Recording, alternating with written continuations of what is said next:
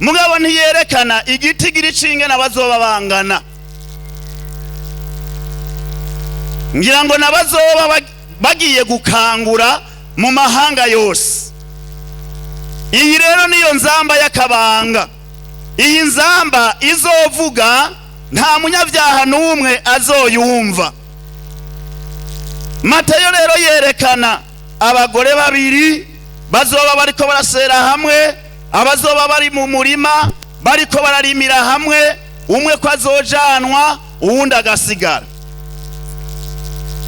Luka nawe aca yerekana ngo abantu babiri bazoba baryamye ku buriri bumwe, umwe azojanwa uwundi arekwe. Nukuvuga ibi bintu vy'agakiza ni ku gatwe k'umuntu wenyene, si gihari. Kristo Yesu nashimwe. Umugabo azojanwa, umugore atizeye asigare. Umugore azojanwa, umugabo atizeye asigare. Umuvyeyi azojanwa, umwana atizeye asigare. Nico gituma ibintu vy'agakiza nta mikwegano. Agakiza ni ku muntu umwe wenyene. Nico gituma umuntu wese akwiye kwiyubara akamagavye agateramira ubugingo, kugira ngo ico gihe nicagera ntituze tumaramara. Amen.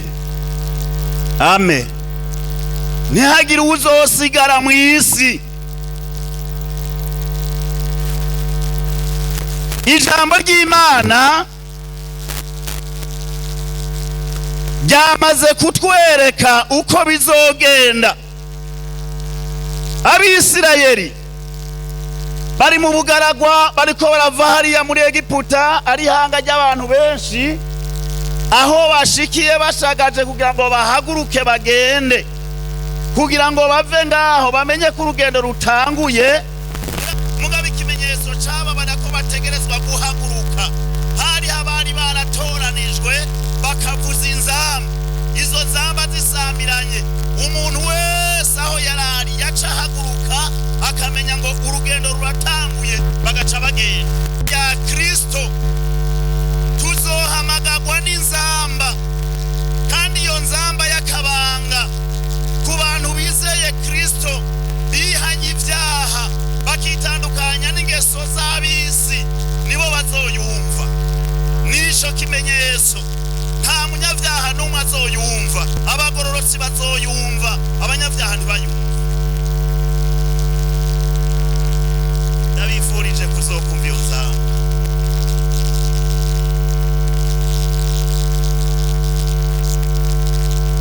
Si bose bazoduzwa. Abazoduzwa n'aba bantu bariko baritegura, n'aba bantu bama bariko bariyeza, n'aba bantu bama bitandukanya n'icaha bagiriza mu mitima yabo, nibo bazokumva inzamba.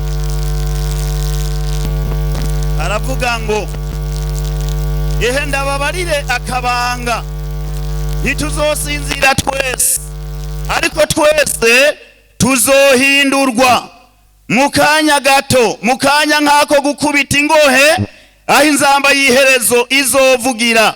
Kuko inzamba izovuga, abapfuye bakazurwa batagishobora kubora, natwe tuzohindurwa. Umwami wacu Yesu Kristo nahabwe icubahiro. Mwari ubugingo aba bantu batiyeza, nagira ndababarire bene data, muze twiyeze twitunganye, kuko nta uzi umunsi uko ibimenyetso Yesu yavuze byose byaramaze gushika.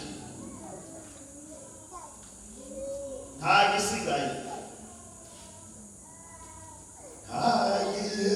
Isigaye ntagihe inzambi irivuge.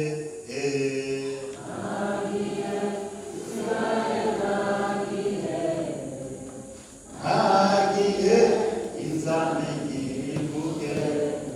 Ntagihe gisigaye, uko ibimenyetso byose Yesu yavuze byaramaze gushika.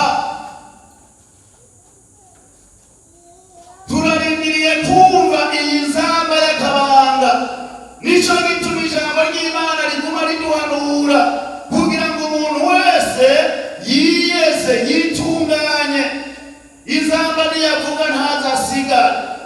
Twabonye ibikorwa bibiri bizokoreka izamba niyavuga. Twabonye ko hazobaho kuzuka kw'abapfiriye muri Kristo Yesu. Abapfuye bagapfira muri Kristo Yesu bagapfa bamwizeye, bagapfa badahemutse. Abizamba niyavuga nibo bazobanza kuyumva hanyuma bazuke. Usomye muri kiriya cete ca mbere Pawulo yandikiye Abakorinto igice ca 15 umurongo wa 21, dusome ijambo ry'Imana.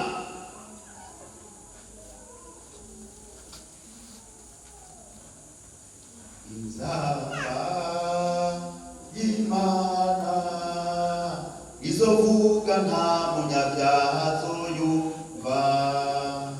Inzamba y'Imana izovuga nta munyabyaha azoyumva. Tera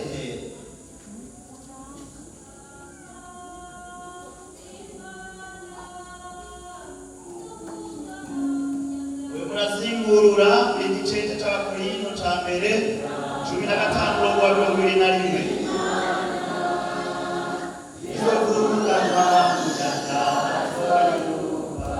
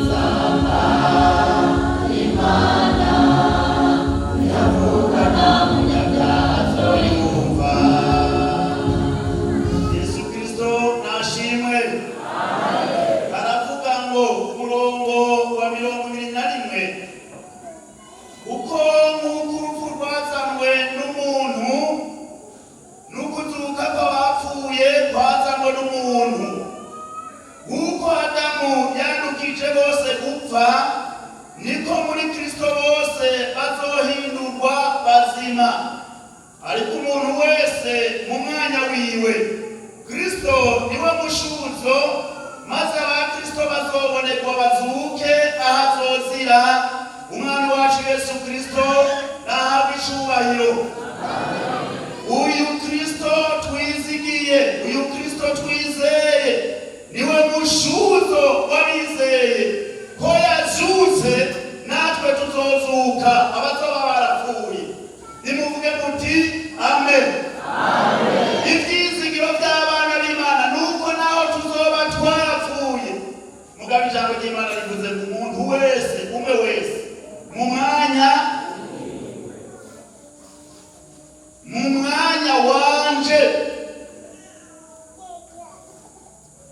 Aha yagombye kuvuga iki? N'abanyabyaha nabo bazozuka mu mwanya wabo, ariko ibyo sibyo ngomba kujako, kuko bazuka hari izuka ry'abagororotsi bazokumva iyi nzamba y'akabanga. Hariho n'izuka ry'abanyabyaha, iryo rizoba mu kindi gihe. Bazozuka bacirwa imanza z'ibikorwa bakoze. Ariko ijambo ry'Imana usomye hariya muri Daniyeli 12 havuga ngo bazozukira ubumaramare n'ibiteterwa bitazoshira. Igihe abakristo bazoba bazukira ubugingo budashira. Kristo Yesu nashimwe. Kandi usome hariya mu byahishuriwe Yohana igice ca 20 ku murongo wa 6. Soma ibyahishuriwe Yohana igice ni ca 20 ku murongo wa 6 mwumve ijambo ry'Imana. Uri mu mugabane wo kuzuka kwa mbere arahiriwe kandi n'uwera. Urupfu rwa kabiri ntirugira ububasha ku bameze batyo, ariko bazoba abaherezi b'Imana na Kristo, kandi bazofatanya na Kristo kuganza iyo myaka 1000. Amen.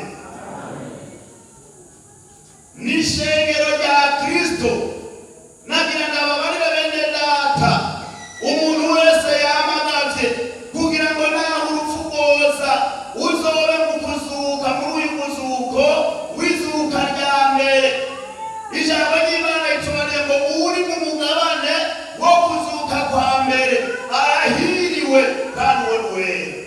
Urupfu rwa kabiri nta bubasha rufiseko, kuko urupfu rwa kabiri ni urupfu ruzopfa abanyabyaha, ni urupfu ruzopfa batizeye Kristo, bazozuka bagacibwa imanza zikwiranye n'ibikorwa bakoze, hanyuma bagaca batererwa mu kiyaga caka umuriro n'amazuku. Ubwo nibwo rupfu rwa kabiri. Bazokwama babazwa, bazokwama bataka, bazokwama baboroga, ndetse ijambo ry'Imana rivuga ngo inyo zaho ntizipfa. Bazokwama baribwa n'inyo baseserezwa, umuriro wabo uri kurabaturira ariko ntibapfe, bababazwe ibihe bidashira. Ndabifurije guhunga urupfu rwa kabiri. Rurababaje. Mugabo urupfu abizeye dupfa. Bibiliya ngo nugusinzira. Iyo umuntu asinziriye arikangura, iyi nzamba izovugira. Abazoba basinziriye muri Kristo Yesu bazoyumva baca bikangura, bamusanganire mu kirere. Amen. Tumusanganire mu kirere. Ndakwifurije kuba muri uyu mugabane w'izuka rya mbere. Aba bazoba mu mugabane w'izuka rya mbere nibo bazoba mu munsi mukuru w'umwagazi w'intama w'Imana. Aba bazoba mu muzuko wa mbere bazokumva inzamba, nibo bazokwambikwa vya bizibo ijambo ry'Imana ritwereka, nibo bazosangira na Kristo ku meza y'umwami, nibo bazohanagurwa amosozi yose barize ku maso yabo. Kristo Yesu nahabwa icubahiro. Nibo bazogaruka kuganzanya na Yesu ku ngoma yiwe y'imyaka 1000. Muri Bibiliya yavuze ngo Yesu azoganza ibihugu bingahe? Yesu azoganza ibihugu byose. Iyo biva bikagera yose izocikuga n'imyiwe. Niwe mama kazabami. Igihe rero azoba aje kuganza, natwe tuzoca tuza tuganzanye nawe. Niho tuzoba abami n'abaherezi ku ngoma ya Mesiya. Umuntu wese azoca ahabwa ishimwe ringana n'ivyo yakoze.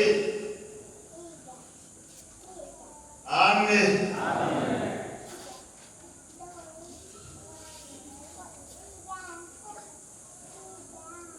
Uyu pastor wa hano murabona aboneka nk'umuntu akiri muto, ariko hari umutangakuze.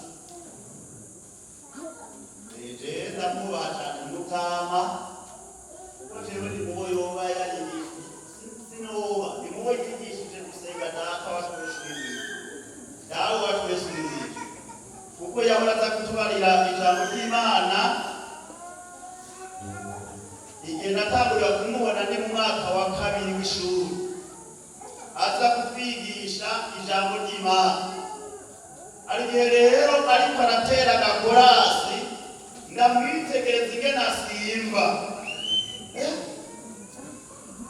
ariko aravuga ati uzunyibuke imisozi naduze akadonda kuri iyo misozi. Ubu nawe ntafata mu mutwe aho yaciye hose arahazi. Kumva ndanezerewe mu mutima wanje. Nukuvugira uri kuribuka aho wagiye uraca biragutera kwiyubara cane. Ukaba uriko urasenga uvuga uti Mana urampa kwiyubara, urampa kwama nkavye kugira ngo aho uzozira sinze maramara. Amen. Sinze maramara naragukoreye. Imisozi naduze vuga ijambo ryawe. Niko ndavuga ubutumwa bwiza aho uzozira sinze maramara. Amen. Ndabona ko afise ivyizigiro vy'ibiri imbere. Ingorane dufise muri iki gihe, abantu bagomba ibintu bisayangana byo muri iki gihe ca none. Ariko nagira ndababarira ngo ivyo mw'isi ni ivy'akanya gato, ariko ivy'ubugingo budashira ni ivy'ibihe vyose, imyaka yose, ubuzima bwacu bwose turi mu munezero w'ibihe bidashira. Kristo Yesu nashimwe. Nico gituma dukwiye kwikuma muri vy'isi. Ijambo ry'Imana riravuga ngo ntimugakunda isi canke ikiri muri yo, kuko ibiri mw'isi ni ivyifuzo vy'umubiri, ni ibintu bibi gusa, ariko twifuze ibiri mw'ijuru iyo Kristo ari. Amen.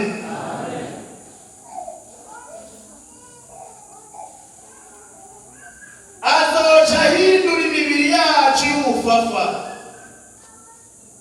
ishushanywe n'uwiwe. Inzamba izovuga nta munyabyaha azoyumva. Inzamba Imana izovuga nta munyabyaha azoyumva.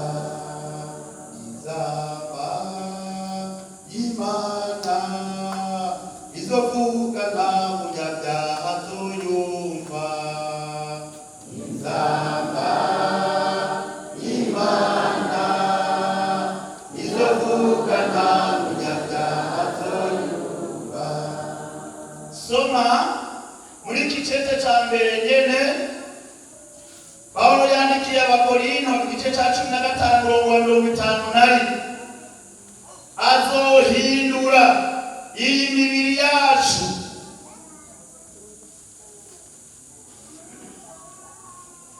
Cumi na gatanu murongo wa 51. Usomeho ijambo ry'Imana.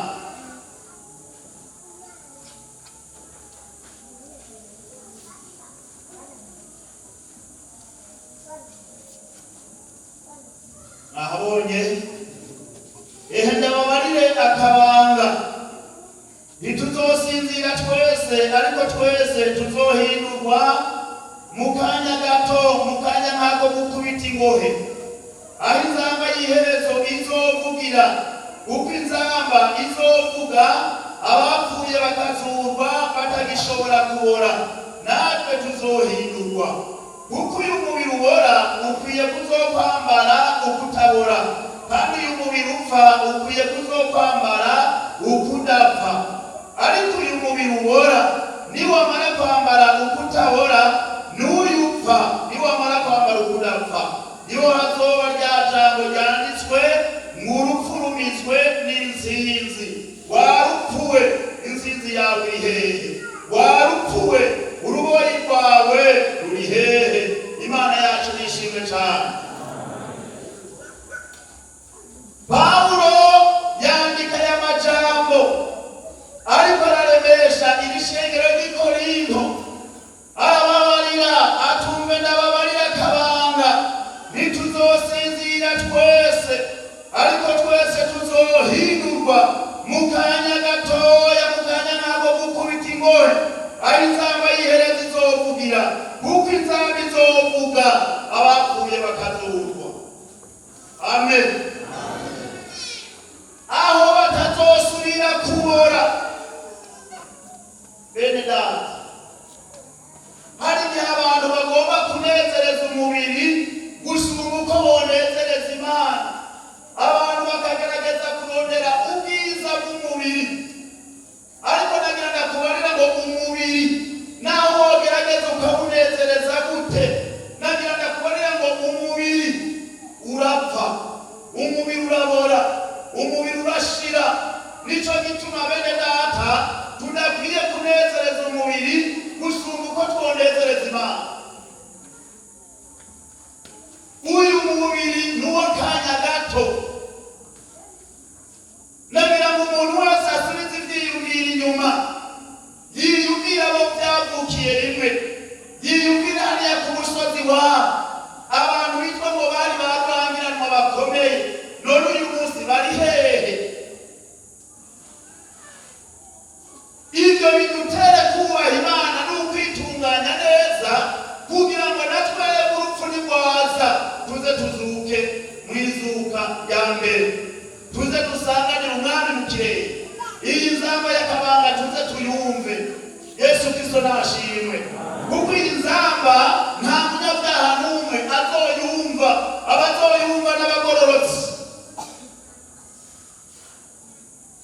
Ijambo ry'Imana riravuga ko inzamba y'iherezo izovugira, kuko inzamba izovuga abapfuye bakazurwa batagishobora kubora, natwe tuzohindurwa. Ewe uwo munsi ndawuhamiriye. Amen. Urupfu rurababaza. Nagira ndababarira niba hari ikintu kibabaza n'urupfu.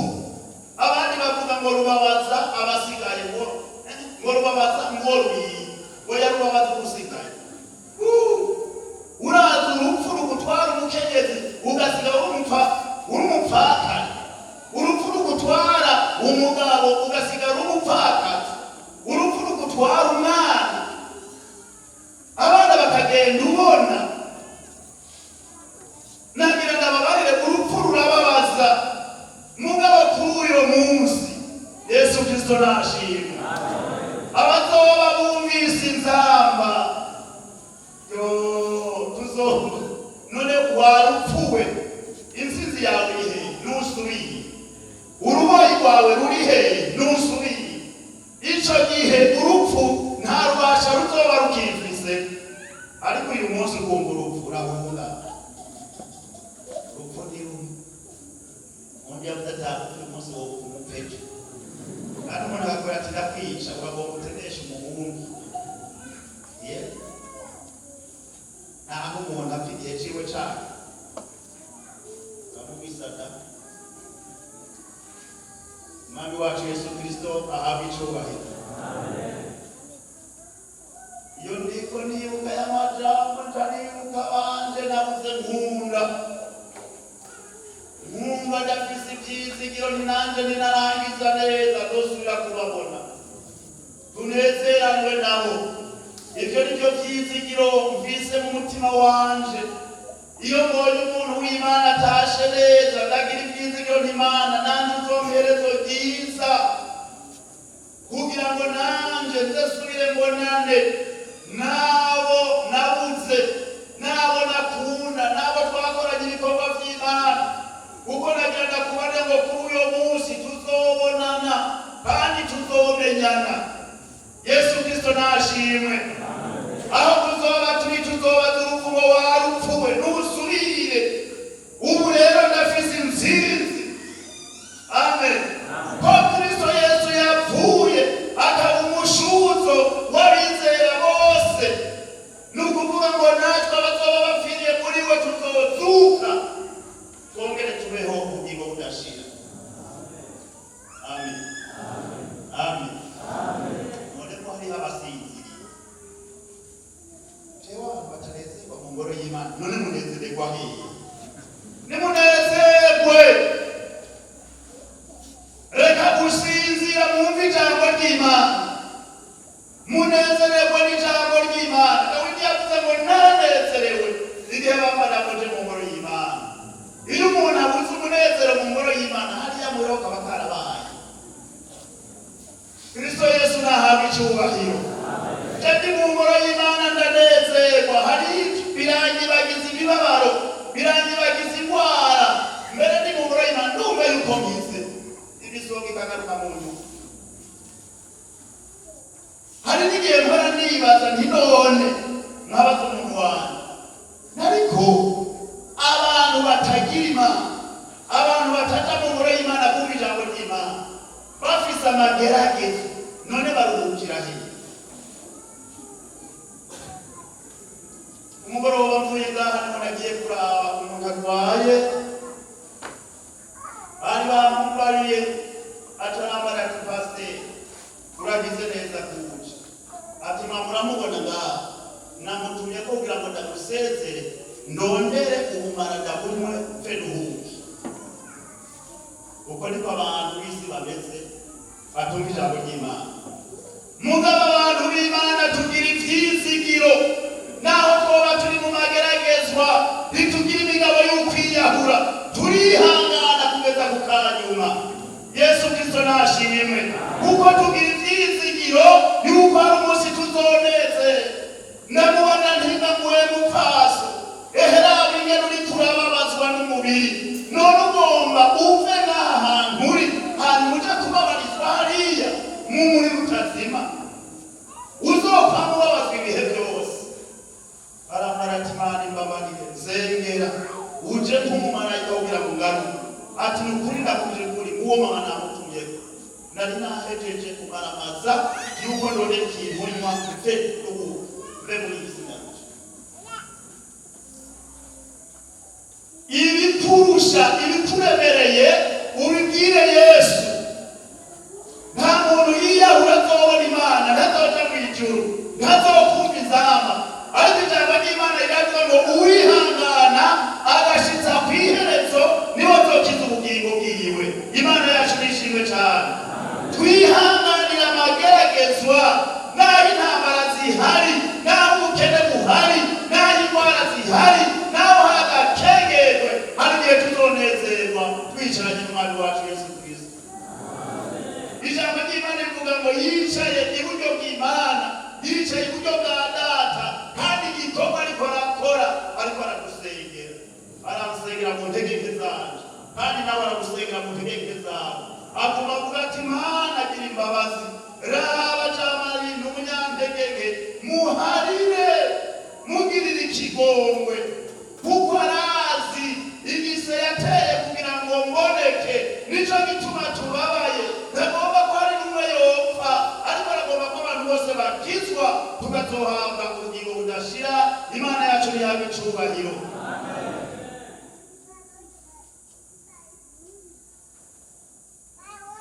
Tuzohindurwa imibiri yacu tube basha, tuzonezerwa, tuzohimbarwa. Ku murongo wa 54 navuze ngo ariko uyu mubiri uwubona niwamara kwambara ukutabora, niwupfa niwamara kwambara ukudapfa, niho hazoshika rya jambo ryanditswe ngo urupfu rumizwe n'inzinzi. Urupfu ntiruzoba rukiboneka, nta nganji ruzoba rugifise, nta bubasha ruzoba rugifise, ruzoba rugizwe n'insinzi ya Kristo. Amen. Pawulo yandikiye Abafilipi igice cya 3 ku murongo wa 20, turabe ijambo ry'Imana. Uyu mubiri nambaye siho nzambara ngezeyo, zambara ubwiza bwa Yesu, Yesu mwami uko azosa niko zosa. Abafilipi 3 murongo wa 20 haravuga ngo tweho iwacu ni mw'ijuru, niho twiteze umukiza kwazova. Niwe mwami Yesu Kristo azohindura imibiri y'ubufafara bwacu ishushanywe n'umubiri w'ubwiza bwiwe, nk'uko afise ubushobozi bumubashisha kwigandurira byose. Imana yacu nishimwe. Pawulo yandikira Abafilipi arababarira abizeye Kristo iwacu ko ari mw'ijuru, ko ariho twiteze umukiza ko azova, niwe mwami Yesu Kristo. Iwabo wabera ni mw'ijuru. Iwacu ni mw'ijuru, inanesha nzogororerwa. Iwacu ni mw'ijuru, inanesha nzogororerwa. Iwacu ni mw'ijuru, inanesha nzogororerwa. Iwacu ni mw'ijuru, inanesha nzogororerwa. Iwacu si mu Gikoto, nimuvuge mu Kigoho yaye. Iwacu si Kavumu, iwacu si mu Gikoto. Iwacu ni mw'ijuru, inanesha nzogororerwa. Iwacu ni mw'ijuru, inanesha nzogororerwa. Iwacu ni mw'ijuru, inanesha nzogororerwa. Iwacu ni mw'ijuru, inanesha nzogororerwa. Shirako mu gatebe.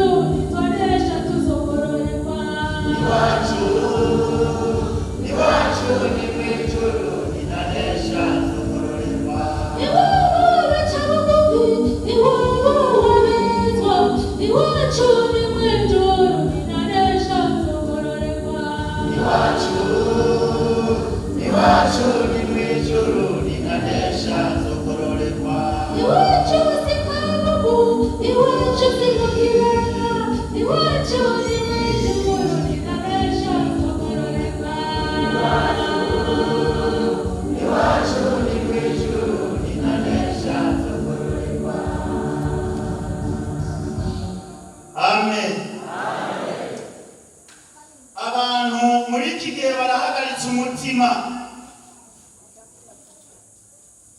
bahagaritse umutima kubw'ubukene, kubw'ibibazo.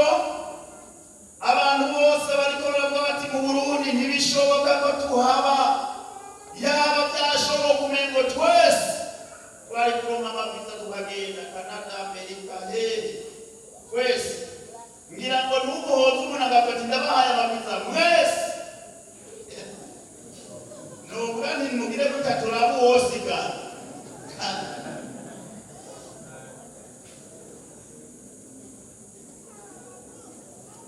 Basi tagira n'umwe yosigara wenyine. Mugabo uri turaraba aho hantu twiyumvira yuko twogenda tugatekanirwa ni mw'isi. Maze iminsi ndiko ndakurikirana ibintu biriko biraba. Narumvise umunyagihugu yavuze ati jewe agace mbayemo karimo amagorofa 25. Ati none mu minota 30 ayo magorofa yose yari hasi, turagowe n'udutabarize. Kandi ayo magorofa turiko turirukanga umengo niyo twoba tugiye ngo turondere turonke. Ni mw'isi urashobora kwirukanga ukazoyironka ufise imyaka 60, iyo gorofa canke 70. Umutamaraho niwe nabariye nti none wewe ko mbona ufise ivyiyumviro by'abakiriho, aho maze gukwiza imyaka 70 usigajiga, niwitegure kugira genda. Nawe ariko arambarira imigambi umengo n'umujeni. Nagira nabarira turiko turagenda ingingo kugira ngo dutegure iyo turiko turaca. Yesu Kristo nashimwe. Umuntu kumengo yokwagura amaproche nawe ariko akwiza imyaka 70-75 ivyiyumviro ngo yaragura amapusigaje imyaka igana. Bibiliya ivuga ngo kuko kunonoka ni 80 none umaze gukwiza 70 ubusigaje igana 10 nico gituma umuntu w'Imana ntakwiye gushira umutima ku vy'isi. Turakwiye kwitwararika ubwami bw'Imana no kugororoka kwayo kugira ngo izamba niyavuga tuze twumva izamba tugende iwacu mw'ijuru. Yesu Kristo nashimwe. Abantu bariko baragurisha utwabo ugasanga ariko je nogira nk'imiliyoni 20 ngo ndiko ndava mu gihugu nozikoresha kweri nk'abaho iminsi zigaje ntigiye. Erega naho ugomba ukagenda iherezo uragenda tu nakanya muri iki akandide ubundi niwe telefone ati nzengera iyo ndimo mu Busuwisi atamanege higira kize ntabaro ntakambira Imana nare uko ahantu nohava nunguruze cikibere none umuntu ashize mu Busuwisi agomba kunguruza ngo ati je nta bihugu vyiza ahubira ngo niho hambe uko nzibiki. Iyo mbere umuntu ari hariya mu Busuwisi akamara ngo ndagusengere nanje ndi mu Burundi so yakwiye kunsengera ahubwo ndabe mumva eheza ni hehe aheza ni mw'ijuru. Kristo Yesu nashimwe. Ari igihugu ciza cane basezeraniwe n'Imana kirorere twizigiye uko data yakikweretse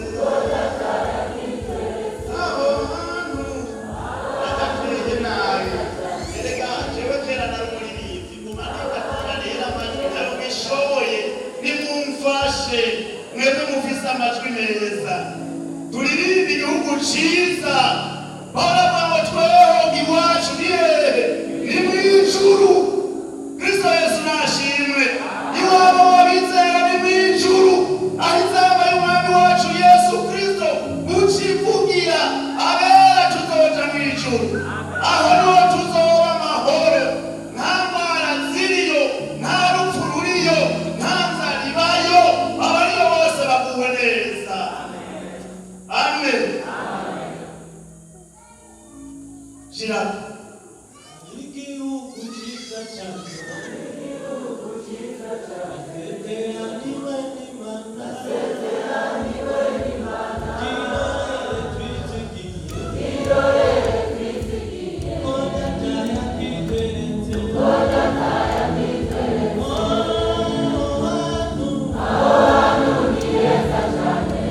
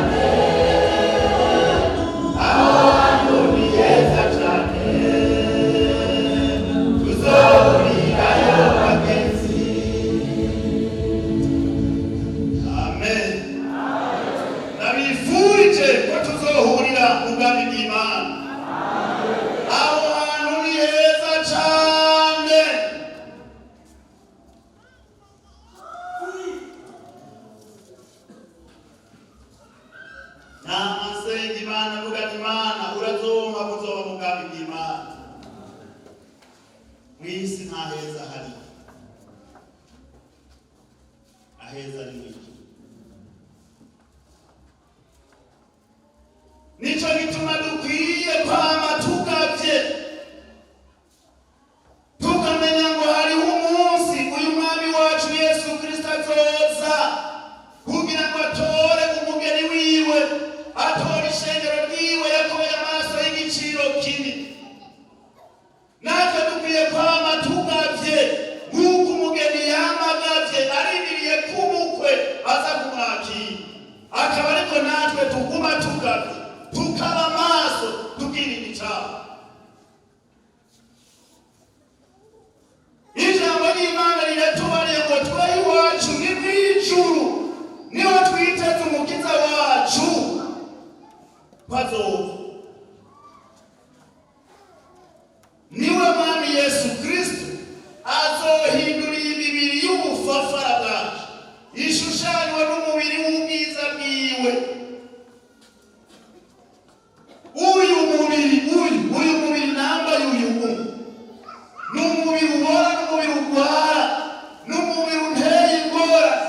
Nagira ndakubarire ngo hariho umunsi uyu mubiri wanje uzohindurwa nkambikwa umubiri ushushanijwe n'uwa Kristo, kuko Kristo amaze kuva mu bapfuye yambaye umubiri w'ubwiza, umubiri utabora, umubiri udapfa, umubiri utagwara, umubiri atambora. Natwe abizeye Kristo niyaza azotwambika uwo mubiri. Amen. Hari igihe uri kuritegereza umuntu umenga aguwe neza, kiritegereza umuntu kugira muntu wewe ni sawa, ivyiwe ni sawa, ariko muyaza ati reka ufise ikintu kiwe, ufise ingorane n'umutwe, undi niwe yabariye taha ntibigikunda nuko muhonyora, ufise ikintu kiwe kiguma gicumi. Usanga abantu mubiri ari ibibazo gusa. Ngabona ngira ndakubarira ngo muri ico gihe azotwambura y'imibiri w'ubupfapfa. Haleluya! Atwambika umubiri w'ubwiza. Ndababazwa n'abantu barondera ubwiza bw'umubiri. Uyu mubiri aho ugomba ababi abatobora amatwi bagatobora amazuru bakagerageza n'amenyo bagashikura bagashiragiza mugabo hageze kubora uragenda. None twiyanduza turondera iki? Kw'ico gihugu turiko turajamwo atabanduye bazokijamwo, ni igihugu c'abera, nyeneco n'uwera. Abazokiramo n'abantu bejejwe, n'abantu batanduye imitima, n'abantu batunganye.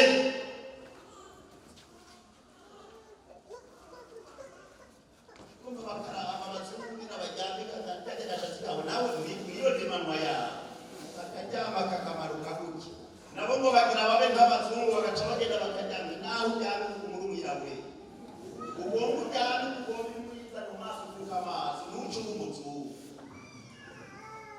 Abantu baratuma babura ibintu, ntibigira kuri Kristo, ntibigira kuri Yesu, bigira ku bantu nabo nyene bafise ingorane. Ahubwo je nasanze baturusha ingorane baragora, bava amaraso ntayo, bababaye bararira, bo barira nk'abana mbere.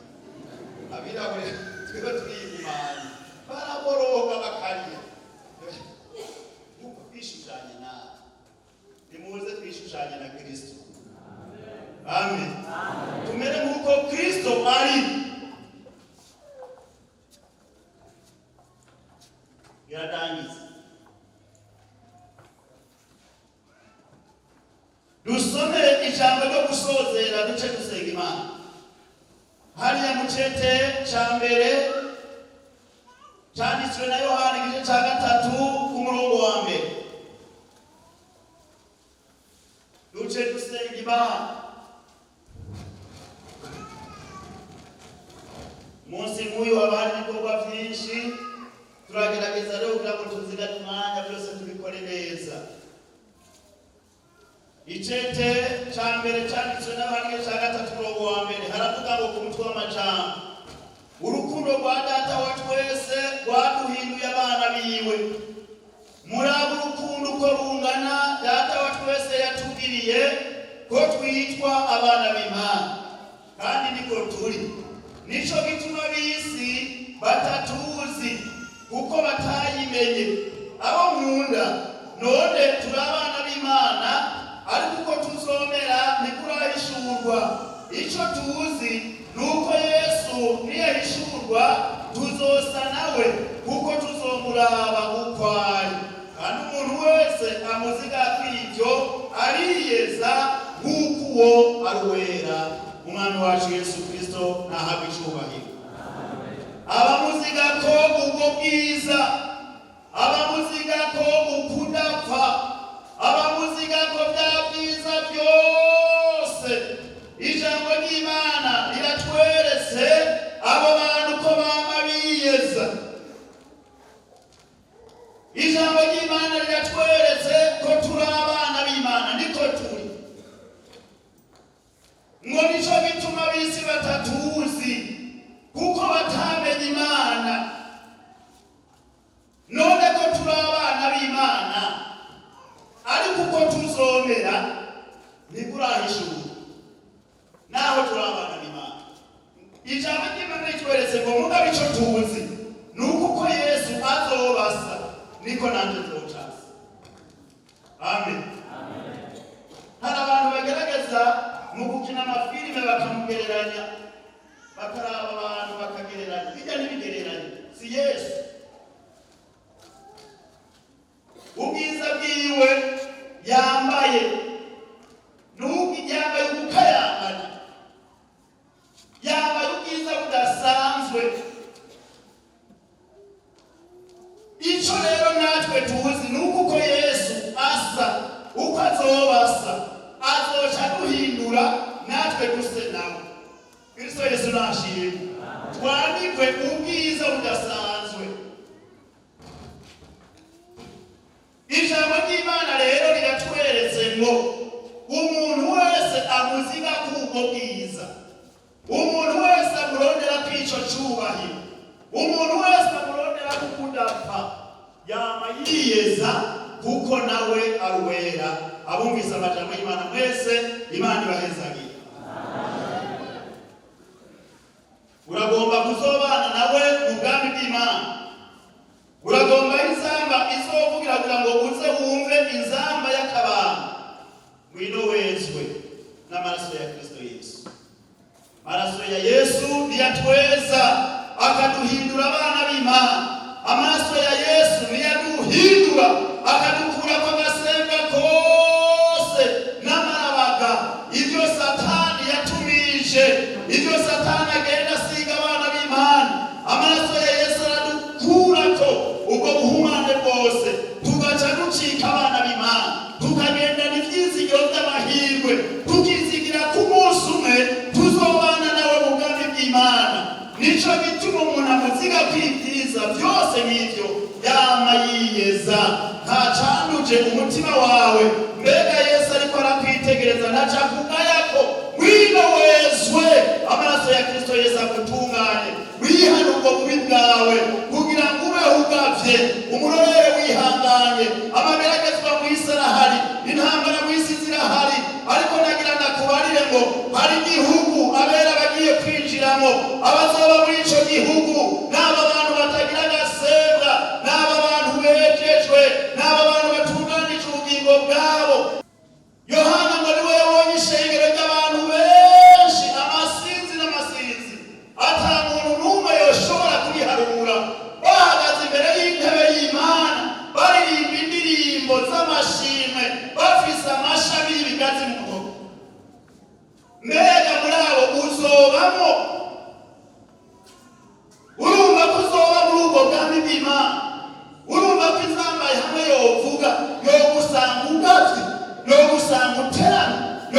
uzosanga wejejwe namba atakwera, wemera uce bugufi, wemera ivyakugoye, amaraso y'umwagazi w'intama w'Imana akweze rwose agutunganye kugira ngo niyaza azasanga atagasembwa.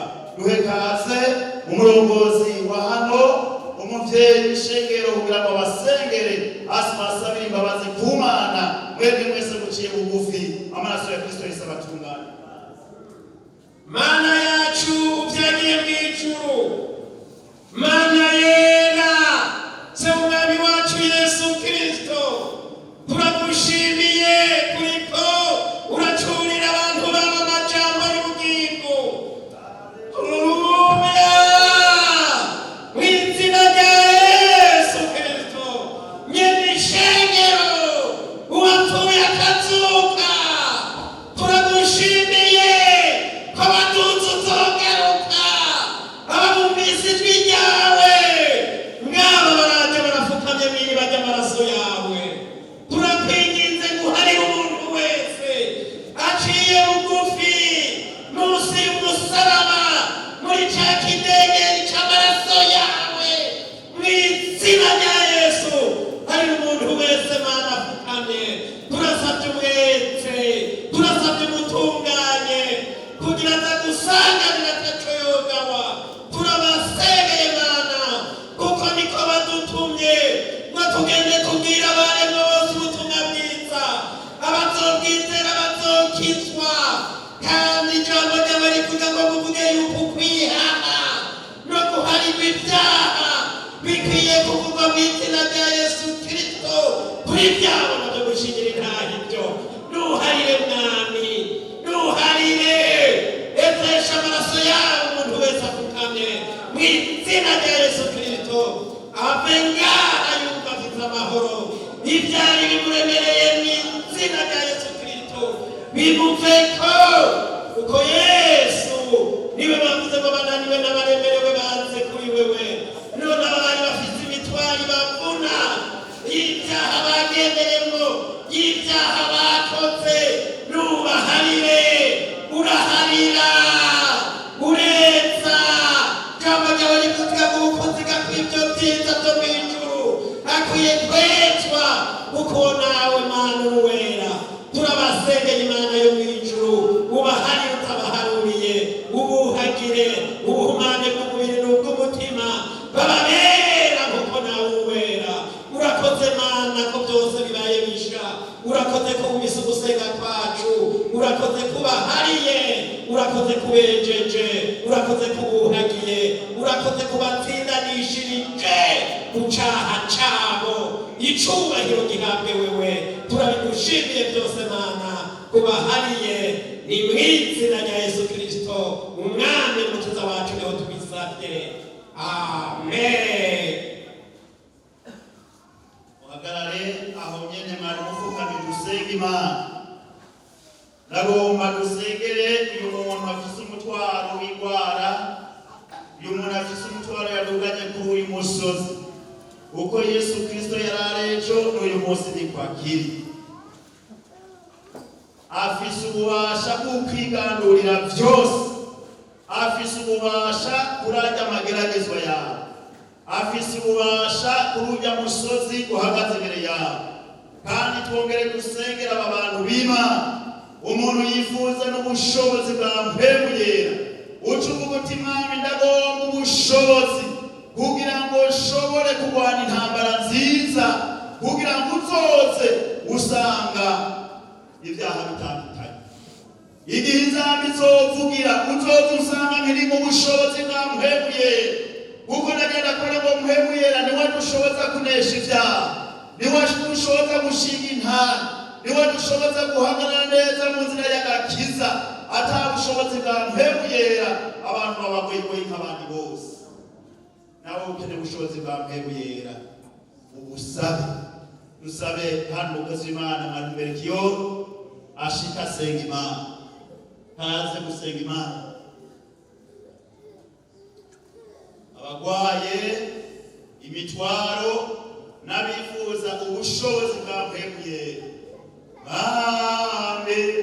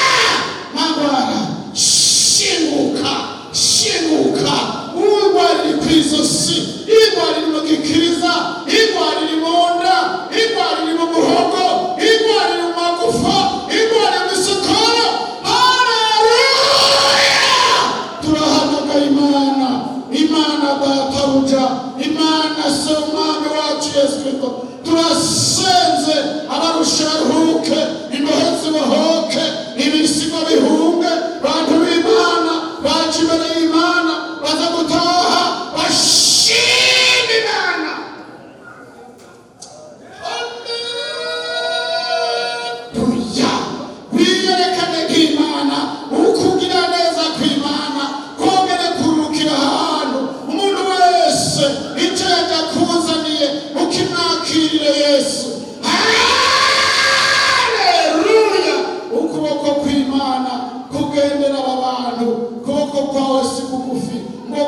wagiriwe gukora kuri umwe wese aho wimukire n'abantu baje baserukiye ababo bari mu bitaro, baserukiye ababo bari mu mihana, baserukiye ababo abo bose turabaseme isaha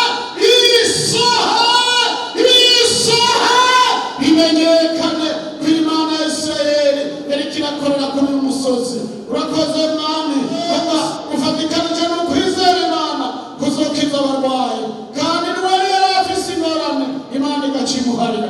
Urakoze kubikoze, kandi ko abantu bawe bagiye batabawe kubw'iryo zina rya Yesu Kristo umwami n'umukiza wacu niho tubisavye, amen.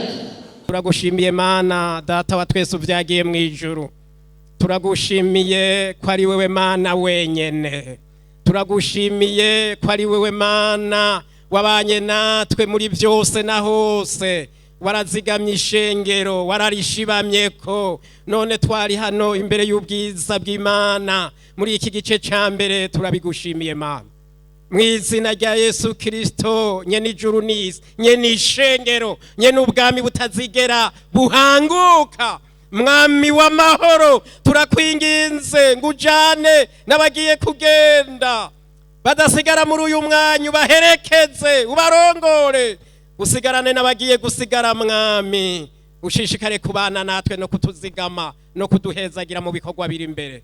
Tugushimiye ibyabaye, tukwizigiye kubizoba. Icubahiro gihabwe wewe, umwete wuhoraho ushitse n'ibyo tudasabye, ni mw'izina rya Yesu Kristo umwami n'umukiza wacu niho tubisabye, amen. Abagiye kugenda mujane umugisha w'Imana.